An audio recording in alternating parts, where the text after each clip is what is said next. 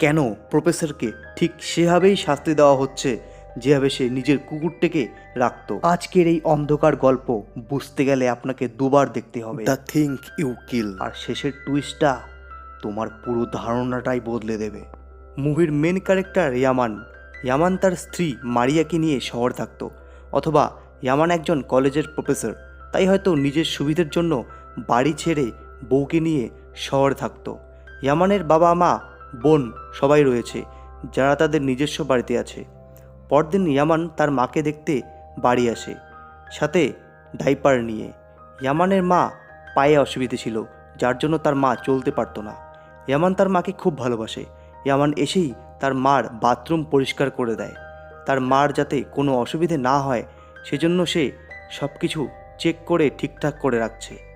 এক সময় একখানে লুকিয়ে থাকা একটি বন্দুক সে পায়, কিন্তু তার মধ্যে অদ্ভুত কিছু লক্ষ্য করা যায় না, যেন সেই বন্দুকটি সে নিজেই লুকিয়ে রেখেছিল। ইয়ামান তার মার যতটা পারে সেবা যত্ন করে, আর তার বোন নার্সিম্মা নাকি একদিনের জন্য বাইরে গেছে। সম্ভবত ইয়ামানের মার সেবা যত্ন তার বোন নার্সিম্মাই করত। ইয়ামান তার মাকে বলে বাথরুমের কিছু পাইপ খারাপ হয়েছে, সেটা ঠিক করতে হবে।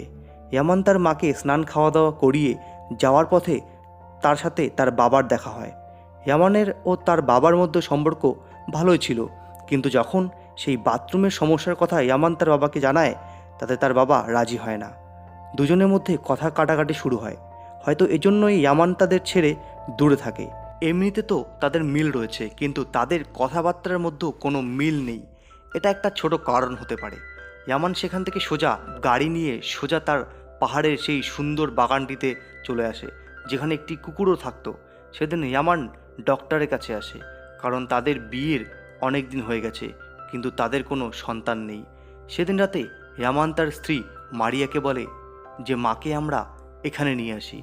মারিয়াম ইয়ামানকে জানায় আনতে পারো, তাতে আমার কোনো অসুবিধে নেই, কিন্তু সম্ভবত তোমার মারই অসুবিধা হতে পারে, কারণ এখানে তো কোনো লিফটের ব্যবস্থা নেই, সিঁড়ি দিয়ে উঠতে হবে।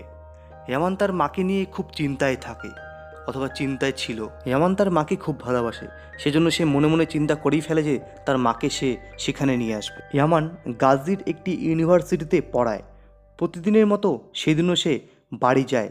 সেদিন রাতে ইয়ামানের মোবাইলে লাগাতার অনেক ফোন আসে, আর জানা যায় ইয়ামানের মা পা পিছলে পড়ে মারা গেছে।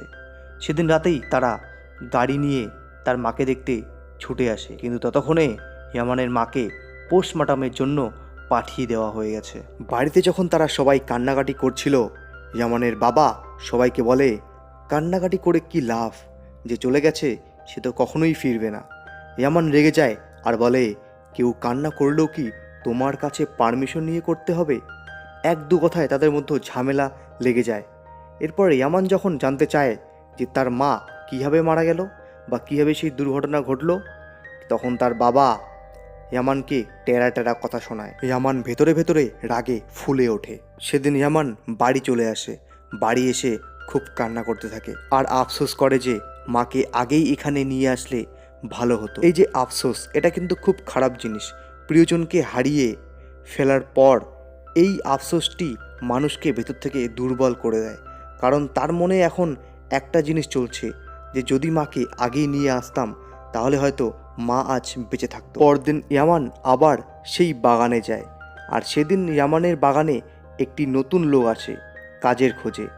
একটা জিনিস আপনাদেরকে বলে রাখি, এখন থেকে মুভিতে যেসব জিনিস দেখবে তোমাদের সবার মাথার ওপর দিয়ে যাবে।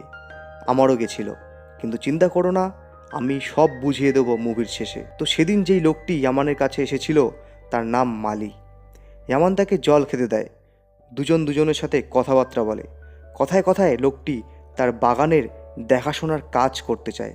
ইয়ামান জানায় কাউকে রাখার মতো অবস্থায় আমি নেই, তবুও তার কথাবার্তায় তাকে সামান্য কিছু টাকার বিনিময়ে তাকে রেখে দেয়।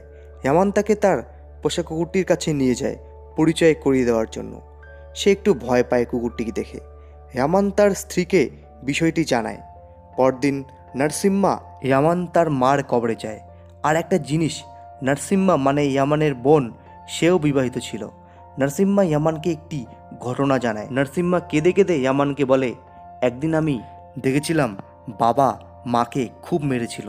নার্সিম্মা তার মাকে হাসপাতালে নিয়ে যেতে চেয়েছিল, কিন্তু সেটা না শুনে উল্টো নাকি তার মাকে ঘরে আটকে রেখেছিল, যেটা শুনে ইয়ামানের খুব খারাপ লাগে। আর এটা বলে যে মা আমাকে বলেছিল তোমাকে যাতে আমি না বলি, মা আমাকে দিব্যি দিয়েছিল, সেজন্য তোমাকে আমি বলতে পারিনি। ইয়ামানের তার বাবার প্রতি রাগ হিংসা বেড়ে যায়। ইয়ামানকে ভেতর থেকে এই ঘটনাটি ভেঙে ফেলে। সেদিন মারিয়ামের সাথে ইয়ামানের ডক্টরের কাছে যাওয়ার কথা ছিল, কিন্তু ইয়ামান মানা করে দেয় আর বলে আমি আর কোনো ডক্টরের কাছে যাব না, আমার বাচ্চার কোনো প্রয়োজন নেই। দু এক কথায় ইয়ামানের সাথে মারিয়ামের কথা কাটাকাটি হয়। পরদিন ইয়ামান তার গার্ডেনে আসে সেই লোকটির জন্য খাবার দাবার প্রয়োজনীয় জিনিসপত্র নিয়ে। কম বেশি তাদের দুজনের মধ্যে ভালোই মিল হতে থাকে। সেই কাজের লোকটিও নিজের দায়িত্ব ঠিকমতো পালন করে, ভালোভাবেই দেখাশোনা করতো লোকটিও অনেক কিছু জানতো। পরদিন ইয়ামান তার কাকার ভাইয়ের সাথে দেখা করে আর সেদিনকার ঘটনাগুলি সব ডিটেলস সে জানতে চায়। যেদিন তার মা মারা যায়, কীভাবে পড়েছিল তার মা, কখন পড়েছিল, তখন তার বাবা কি করছিল। আসলে তার মার এই অস্বাভাবিক মৃত্যুতে তার সন্দেহ তার বাবার দিকেই যায়। অনেক কিছু কাগজপত্র ইয়ামান চেক করতে থাকে। লুকিয়ে লুকিয়ে সে জানালা দিয়ে তার মার রুমে যায়, কিছু খুঁজতে থাকে, ঠিক যেভাবে সিআইডি ইনভেস্টিগেশন করে। খুঁজতে খুঁজতে তার মার একটি মালাও সে খুঁজে পায়। আর ঠিক সেই সময় তার বাবা একটি মহিলা নিয়ে বাড়িতে ঢুকতে থাকে। ইয়ামান দেখে ফেলে আর লুকিয়ে পড়ে সে। আর এরপর তার বাবা আর সেই মহিলাটির প্রেমপ্রীতির কথাবার্তা সে চুপচাপ শুনতে থাকে। এবার তার বাবার প্রতি সন্দেহ 99% যে তার বাবাই হয়তো তার মাকে মেরে ফেলেছে, যেহেতু তার বাবার একটি মহিলার সাথে অবৈধ সম্পর্ক রয়েছে। সেদিন রাতেই ইয়ামান তার গার্ডেনে আসে আর গার্ডেনে থাকা লোকটিকে সব কিছু শেয়ার করে। ইয়ামান এটা বলে যে রিপোর্টে তার মার মাথার পেছন দিকে আঘাত পেয়েছিল, কিন্তু তার মা পড়েছিল ঠিক সামনের দিকে। সেদিন অনেক রাত ইয়ামান মালির সাথে সেখানে কথা বলে। এরপর অনেক রাতে সেদিন ইয়ামান বাড়ি ফেরে। অনেক রাতে বাড়ি ফেরার পরেও ইয়ামান ছাদে বসে সিগারেট খায়। মারিয়ামও সেখানে চলে আসে। তারা দুজনেই মিলেই সিগারেট শেয়ার করে। সেদিন মারিয়াম ইয়ামানকে জিজ্ঞেস করে যে সত্যি কি তুমি সন্তান চাও না? ইয়ামান কোনো কিছু জবাব দেয় না। পরদিন দেখা যায় ইয়ামান ফাওড়া, কোদাল আর বেলচা নিয়ে অপেক্ষা করে তার গার্ডেনে। কিছুক্ষণ পর ফুল স্পিডে তার মালি সেখানে একটি গাড়ি নিয়ে আসে। ইয়ামান সাথে সাথে কোদাল বেলচা নিয়ে সেই গাড়িতে উঠে পড়ে। আর একটা জিনিস লক্ষ্য করা যায়, তাদের গাড়ির ডিক্কির পেছনে কাউকে তারা কিডন্যাপ করে নিয়েছে। তারা তাড়াহুড়ো করে সেখান থেকে গাড়ি নিয়ে বেরিয়ে যায়। এরপর দেখা যায় ইয়ামানের বাবা কান্না করতে করতে কবর খুঁড়ছিল, যাকে বলে নিজের কবর নিজেই খোঁড়া। কারণ মালি তার বাবাকে খুব মেরেছিল। মালি রশি এনে ইয়ামানকে দেয়, তার বাবাকে শেষ করে দেওয়ার কথা বলে। ইয়ামান চুপচাপ একখানে বসে থাকে আর বলে যেতে দাও তাকে। কিন্তু মালি বলে তুমি কি ভুলে গেলে তোমার মাকে সে বন্দি করে রেখেছিল? কিন্তু তার বাবা বলে সব মিথ্যে কথা, তোমার মাকে আমি কখনোই বন্দি করে রাখিনি। তার বাবা প্রচণ্ড প্রাণ ভিক্ষে চায়। মালি বারবার বলে শেষ করে দাও তাকে, কিন্তু ইয়ামান পারে না। শেষমেশ মালি তার বাবাকে মেরে বালি চাপা দিয়ে দেয়। সেখান থেকে যখন তারা আসছিল প্রায় ভোর হয়ে যায়। ইয়ামান গাড়িতে খুব কান্না করতে থাকে। সে ভাবে আমার এরকম করাটা একদম ঠিক হয়নি। সে নিজের ভুল নিজে বুঝতে পারে আর প্রচণ্ড কান্না করতে থাকে, যেটা দেখে মালি রেগে গিয়ে ইয়ামানকে গাড়ি থামাতে বলে। আর মালি জোরজবস্তি ইয়ামানকে গাড়ি থেকে টেনে বের করে আর বলে এসব তো তুমি চেয়েছিলে, তোমারই তো প্ল্যান ছিল তোমার বাবাকে মারার, এখন তুমি পাগলের মতো কান্না করছো। ইয়ামানকে প্রচণ্ড গালিগালাজ করে। এবার শুরু হবে মুভির আসল টুইস্ট। মালি বাড়ি আসে, মানে ইয়ামানের বাড়িতে। আর মারিয়ামকে দেখা যায় সে নিজের ব্যাগপত্র গুছিয়ে বাইরে ইয়ামানের জন্য অপেক্ষা করে। মালি আসে কিন্তু মারিয়ামের সাথে কোনো কথা বলে না। সেজন্য মারিয়াম তার জিনিসপত্র নিয়ে বেরিয়ে যায় সেখান থেকে, যেহেতু ইয়ামান আগের রাতে বাড়ি ফেরেনি। মালি চুপচাপ শুয়ে পড়ে। পরদিন দেখা যায় মালি গার্ডেনে যায় আর ইয়ামানকে দেখা যায় তার গলায় শিকল বাঁধা। সে তার কুকুরের ঘরটিতে শুয়ে আছে।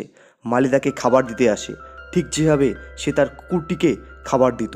সেদিন দেখা যায় নার্সিম্মা তার ভাইকে খুঁজতে গার্ডেনে আসে। মালি তাকে আটকায়। নার্সিম্মা বলে আমি তোমাকেই খুঁজছিলাম। নার্সিম্মা বলে তুমি কালকে রাতে কোথায় ছিলে? আর আজ সকাল সকাল মারিয়াম কেন নিজের জামাকাপড় গুছিয়ে বাড়ি চলে গেছে? তুমি কেন নার্সিম্মাকে এভাবে জ্বালাচ্ছ? মালি বলে আমার মোবাইল সুইচ অফ হয়ে গেছিল। কথা বলতে বলতে মালি রেগে যায়, চিল্লাহাল্লা করতে থাকে। নার্সিম্মা মানে ইয়ামানের বোনকে তার ব্যবহার অদ্ভুত লাগে, কারণ তার দাদা ইয়ামান তো এরকম ছিল না।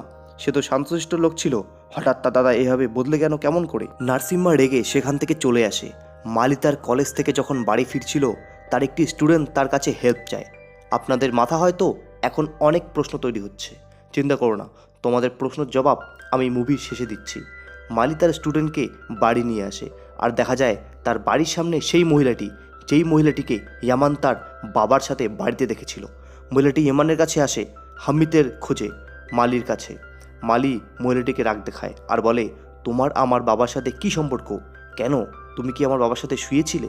মহিলাটি মাথা নিচু করে কিছু বলে না। মহিলাটি কান্নাকাটি শুরু করে হামিদের জন্য, মানে ইয়ামানের বাবার জন্য। মালি মহিলাটিকে অনেক রাগ দেখিয়ে সেখান থেকে তাড়িয়ে দেয়। পরদিন মালি তার বড় বোন পুলিশ স্টেশনে আসে হামিদের নামে মিসিং রিপোর্ট লেখাতে, মানে তার বাবার জন্য। পরদিন তার ফ্যামিলি সবাই রেজিস্ট্রি অফিসে আসে জমিজমা ভাগ করে নিতে, কিন্তু মালি কোনো কারণে রাগ করে সেখান থেকে বেরিয়ে আসে। এরপর তার বোন নার্সিম্মা সেখানে আসে, আবার মালিকে জিজ্ঞেস করে যে তুমি সত্যি করে বলো, যেদিন বাবা নিখোঁজ হয়ে গেছিল তুমি সেদিন কোথায় ছিলে? মালিক আবার বেশি রেগে সেখান থেকে বেরিয়ে আসে।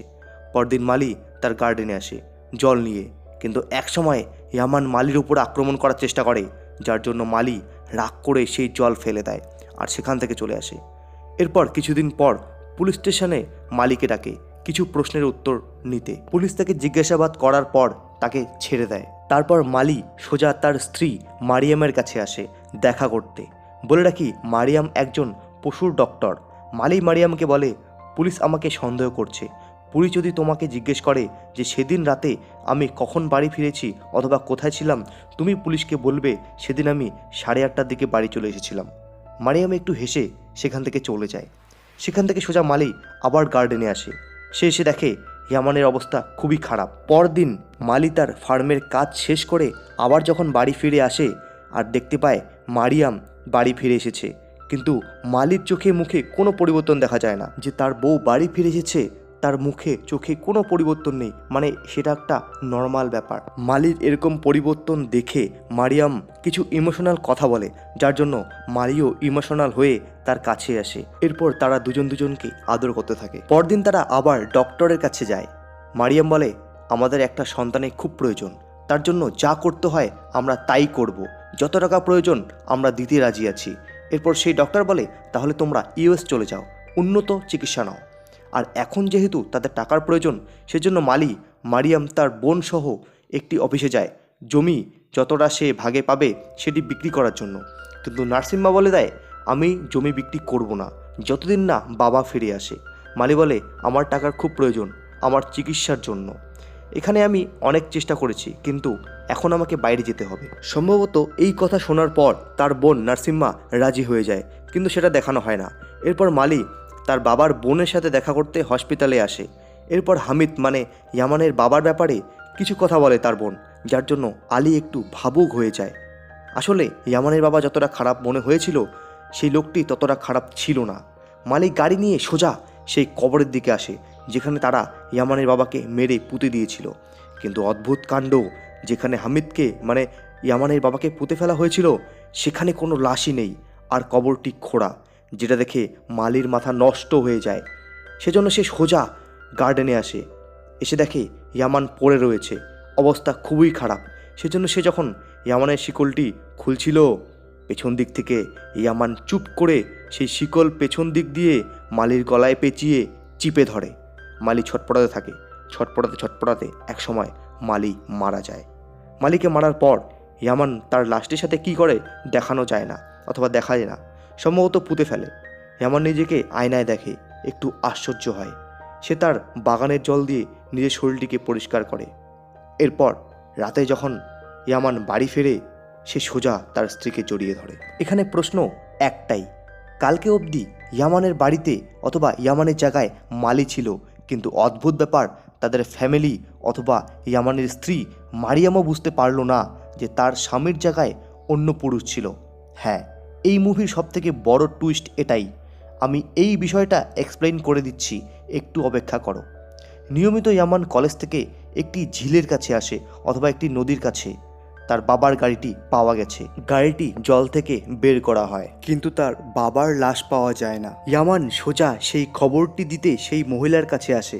ইয়ামান বলে, আমার বাবার গাড়িটি একটি নদীর ধারে পাওয়া গেছে, আর নদীর জলের স্রোতের কারণে হয়তো বাবার লাশটি ভেসে চলে গেছে। এই কথা শুনেই সেই মহিলাটি কান্নায় ভেঙে পড়ে, খুব কান্না করতে থাকে, যেহেতু সে তার প্রেমিক ছিল। কিছুদিন পর স্বাভাবিকভাবেই ইয়ামান তার বাগানে কাজ করতে থাকে। কিছুক্ষণ পর মারিয়াম একটি কুকুরের বাচ্চা নিয়ে সেখানে আসে, যেটা দেখে ইয়ামান খুব খুশি হয়, আর তাদের দুজনকেই খুব খুশি দেখা যায়। এরপর দৃশ্যটা একটু প্রাইভেট জোনে ঢুকে যায়, তাই আমরা এগিয়ে যাচ্ছি। পরদিন ইয়ামান তার মার ঘরের সব জিনিসপত্র নিয়ে যাচ্ছিল তারা যেখানে থাকবে। তার বড় বোন বিদায় নিয়ে সেখান থেকে চলে যায়। এরপর মারিও কোথাও বেরিয়ে যায়, আর যাওয়ার আগে ইয়ামানকে বলে, তোমার সাথে আমার জরুরি কথা আছে, এখানে বলবো না, তুমি আগে বাড়ি আসো। এই বলে মারিও কোথাও চলে যায়। কিন্তু দিন শেষে রাত হয়, ইয়ামানকে দেখা যায় সেখানেই সে পড়ে রয়েছে। দেখা যায় ইয়ামান মেঝেতে শুয়ে আছে। হঠাৎ কিছুক্ষণ পর কেউ জোরে জোরে দরজা ধাক্কা দিতে থাকে, কিন্তু কোনো আওয়াজ নেই। ইয়ামান ভয়ে ভয়ে এগিয়ে যায়, আর দরজা খুলতেই ইয়ামান দেখতে পায় তার বাবা হামিদ শরীরে রক্তমাখা অবস্থায় তার সামনে দাঁড়িয়ে আছে, আর তার ছেলেকে বলছে, আমি খুব হাঁপিয়ে গেছি। এই বলেই সোজা ঘরে ঢুকে মেঝেতে শুয়ে পড়ে। ইয়ামান চুপচাপ দেখেই থাকে পাথরের মতো করে। তার বাবা লাইট বন্ধ করতে বলে, ইয়ামান বন্ধ করে দেয়। ঠিক কিছুক্ষণ পর আবার কেউ দরজা ধাক্কা দিতে থাকে। তার চোখ ভয়ে কেমন যেন হয়ে যায়, কারণ সে বুঝে গেছে এবার হয়তো মালি আসছে। কিন্তু কেন মৃত মানুষগুলি হঠাৎ এভাবে জীবিত হয়ে আমাকে দেখা দিচ্ছে? আর এই মুভিটি এখানেই শেষ হয়ে যায়।